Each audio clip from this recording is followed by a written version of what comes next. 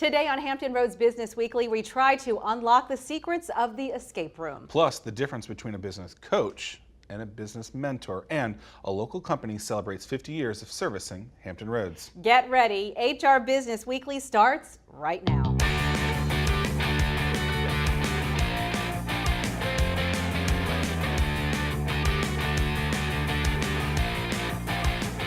Hello and thanks for joining us. I'm Cheryl Tan. And I'm Zach Miller. Welcome to Hampton Roads Business Weekly, a look at the businesses and entrepreneurs making an impact right here in Hampton Roads. We continue this week with our series on growing your business, and we begin with What a Diva Boutique, a local business that had to actually close its doors in order to grow.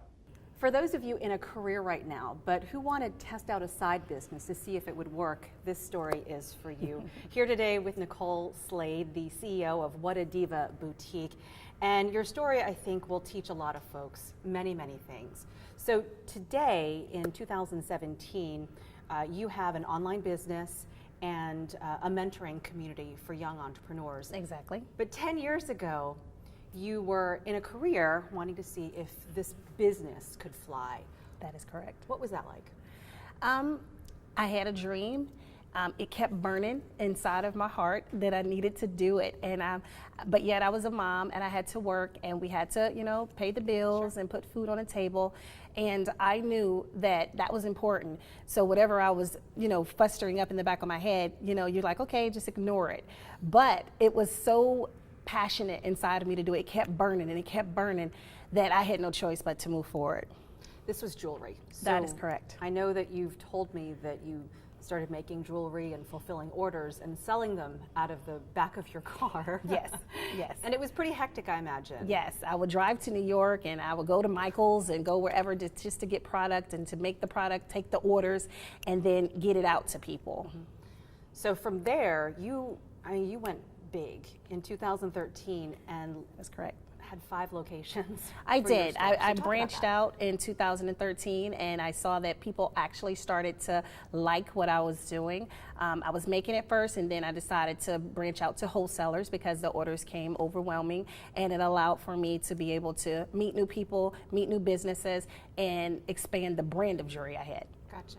But then with the 5 locations, I know you had some challenges with that. Talk a little That bit is about correct. that. When I got the 5 different locations, I was excited. Everything was moving.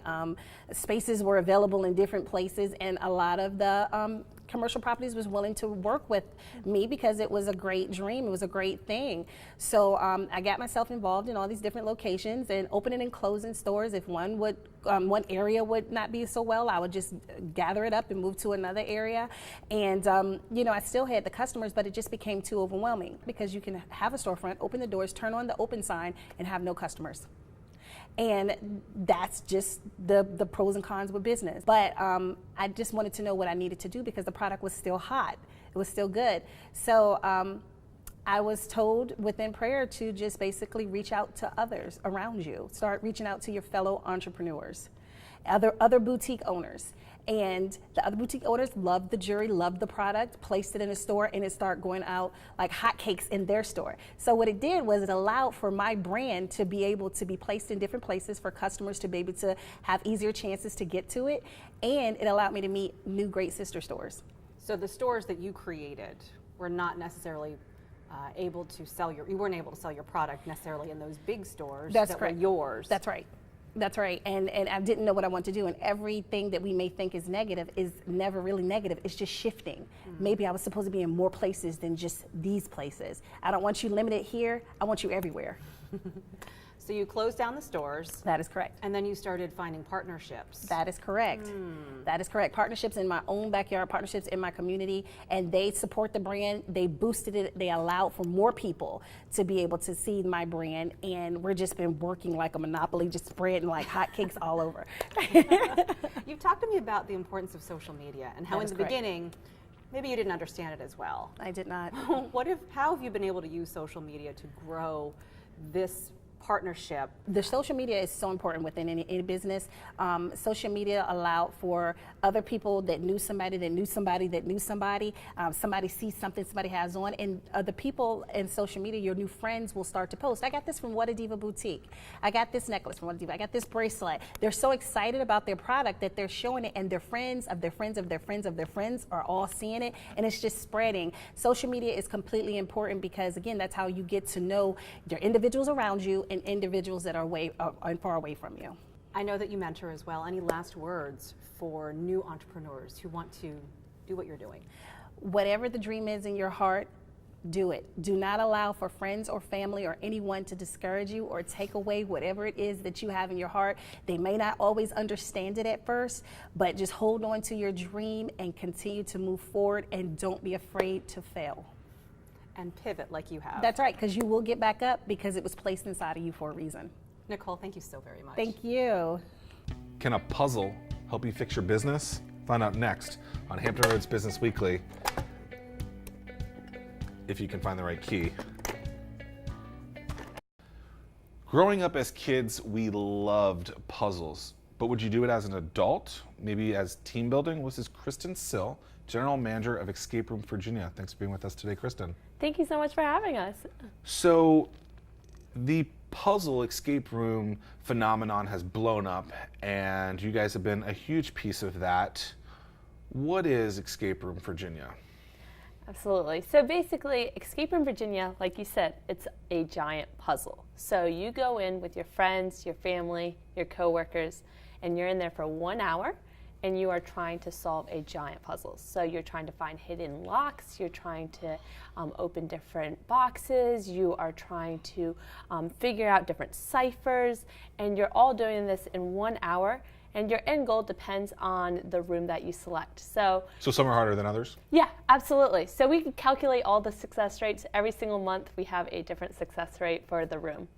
I just tried this out, and I did it in probably 2 minutes. So if I do this, am I going to be good at the other one?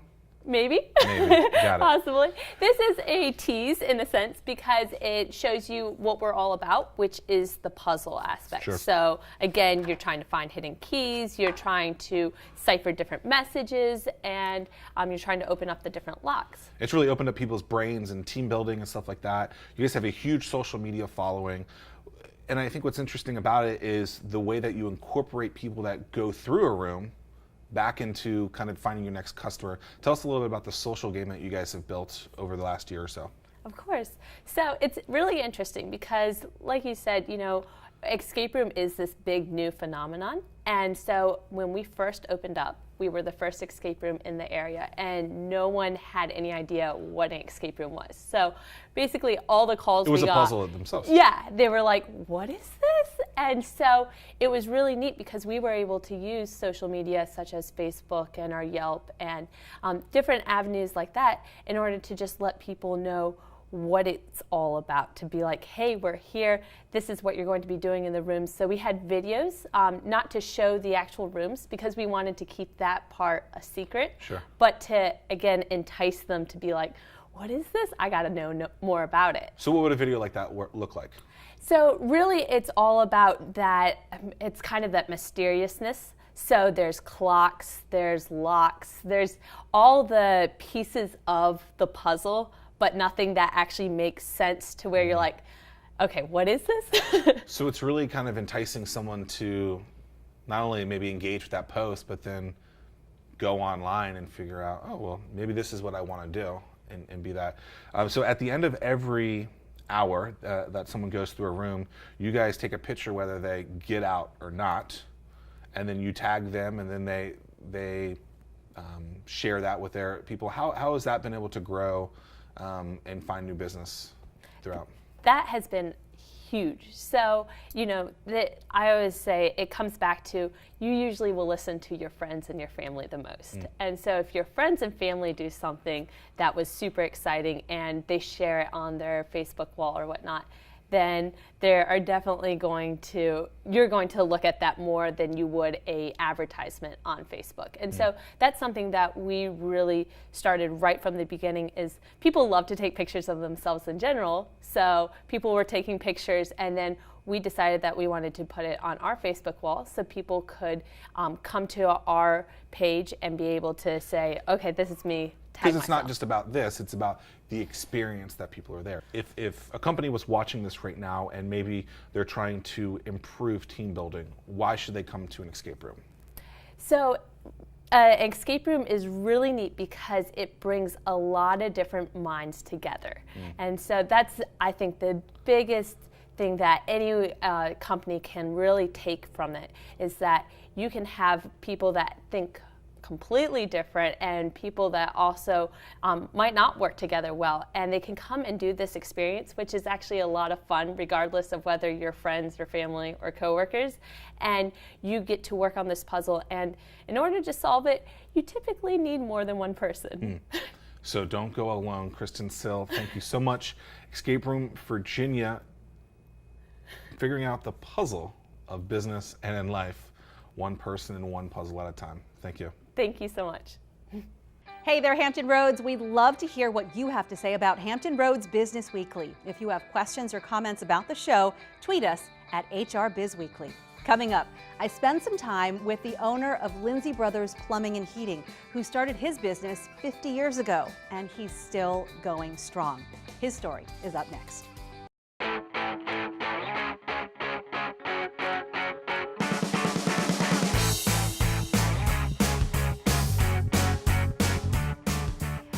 Years ago, the Lindsay brothers started their plumbing and heating company, and today that company is still going strong. Happy to talk today with one of the company's founders, James Lindsay. Mr. Lindsay, thanks so much for talking with us today. Thanks for having me. And congratulations on such a wonderful milestone. Yes, ma'am. You started the company 50 years ago. It was a plumbing company because you had a specialty in plumbing. What made you decide to start your own company, though, rather than work for somebody else? Well, it was rewarding, and with 5 brothers, we could work together, and each one of us could do something different. Right. And when you work together and put all the trades together, we could easily get something done. And we all needed work because we all needed money. So that's what we did. What are some of the challenges that you faced? And economic challenges, challenges culturally perhaps. What kinds of challenges did you face over the last 5 decades? Well, things weren't like they are today, as you know. For instance, we had one black plumber in the city of Portsmouth, but he couldn't buy a permit in the city of Norfolk. Okay, that was back there in those days. And you'd go to different places, and they say, well, you're not registered with us, you know, different cities. So I figured out what's the best thing to do to correct this situation. So went to Richmond, passed that examination, got a Class A license. That way, we could work in any city in the state of Virginia. Now, we got rid of that problem, but you know, you still had little problems because a lot of people didn't even want to recognize that, but they had to. So it was always something that you had to work around, but figuring how to get around it was always my method. How different does your company look today than it did back in 1946? Much different. We have more to work with now. We started working with 2 plumbing trucks and 1 oil truck. Today we have about 12 trucks. So, and where it was about 4 or 5 of us working, now we had about 15 working. So we're making it better for people to make a living. I know when you had started way back in the 1940s, you had told me that you were making 60 cents an hour, and you wanted to start this company to benefit your family monetarily. Right. And it has done so. It has done just that. Yes, ma'am. Talk about how. Well, started working right in this city as a plumber's helper, making 60 cents an hour. I came from a farm in Princess Anne County, which is Virginia Beach now. The men working on that farm made $1 per day. So I thought I was doing pretty good at 60 cents an hour. So I tried to figure out how to raise myself up so that I'd be more valuable to the people I was working for. So I went to Booker T. Night School a couple of years and got my certificate. And during that time, I learned more about working out in the street around. And Mr. Webb, who I worked for, he decided to let me do some work. So I said to myself, if he has that much confidence in me, and I need some in myself. So that's when I started working. And I kept on working and went from one job to another. And finally, I worked several different companies. The last place I worked was for the government. I worked for the government for 19 years and 9 months. And we worked, our family worked together, saving our monies to start this business until we finally, 1966, we got incorporated and got in business. And I haven't looked back since. The rest is history. The rest is history. And I'm enjoying every day of it. And you're still at work every single day. I'm still at work. I don't do much work, but I'm there. And I'm a pretty good helper. Mr. Lindsay, congratulations on your company's success, and thank you so much for talking with us today. You're certainly welcome, and thank you for having me. So you're looking for some help for your business. Do you need a business coach or mentor? An even better question is, what's the difference? We have all the answers next with leadership coach Dr. David Arrington on Hampton Roads Business Weekly. Welcome back to Hampton Roads Business Weekly. We're here with Dr. David Arrington, CEO of Arrington Coaching. Thanks for being with us today. Thank you so much for having me. So a lot of people talk about finding a coach. Maybe it's a life coach, a business coach, a head coach for a swim team. What are some of the first steps that someone can look at and understand maybe that they need that coach, but then also to find the right coach? So first thing I would say is you have to understand that, so you went the entire gambit, right? Life coach, business coach, swim team coach. You have to understand that each of them serve different purposes and they should be skilled in different ways. So you wouldn't want me to be a swim team coach because I swim like a rock. What you'd want someone who's very skilled in that area. But if you're looking for a business coach, I would tell you the first thing you need to do is think about rapport. If you don't get that warm, fuzzy feeling when you're dealing with that person, I can almost guarantee you it's not going to be a great fit. Because that's the person you're going to have to confide in, you're going to share, and there are going to be times in your coaching relationship that it's going to get deep.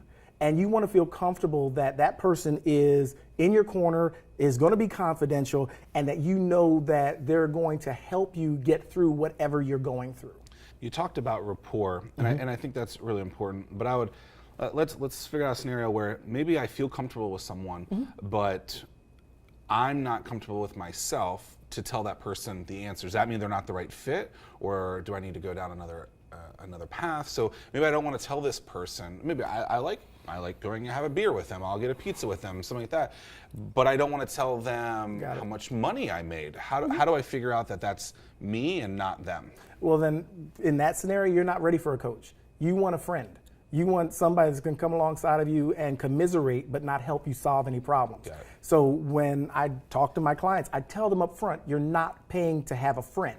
I'm going to hold you accountable. I'm going to ask you the tough questions you won't ask yourself, and the questions that your friends won't ask, the yes men won't ask. I'm going to help you succeed. So at that point in that scenario, that person's not ready for a coach, because everyone who wants a coach isn't ready for one. Because you have to be in a mature enough place. So if I ask you, okay, so what did you make last month? And you can have to be honest enough to say either I don't know, it was this, or wow, let me get back to you because I'm not even comfortable sharing that right now.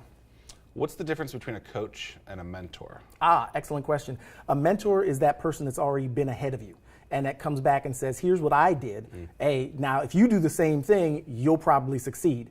The difference between a coach and an advisor or a mentor is the coach doesn't go ahead of you and say, hey, guess what? Do this. The coach walks beside you and says, what do you think about this? How does this impact where you're going and what you're doing? And the difference between coaching and mentoring, coaching is actually more transformational. It takes longer to get the results because you're not being force-fed answers. But what happens is over time, you come up with your own best answers. That's when I know I'm really working with people, when they come up with their great answers. Because if I tell you something, you'll reject it just immediately. You'll buck it and you'll say, no, that's not right.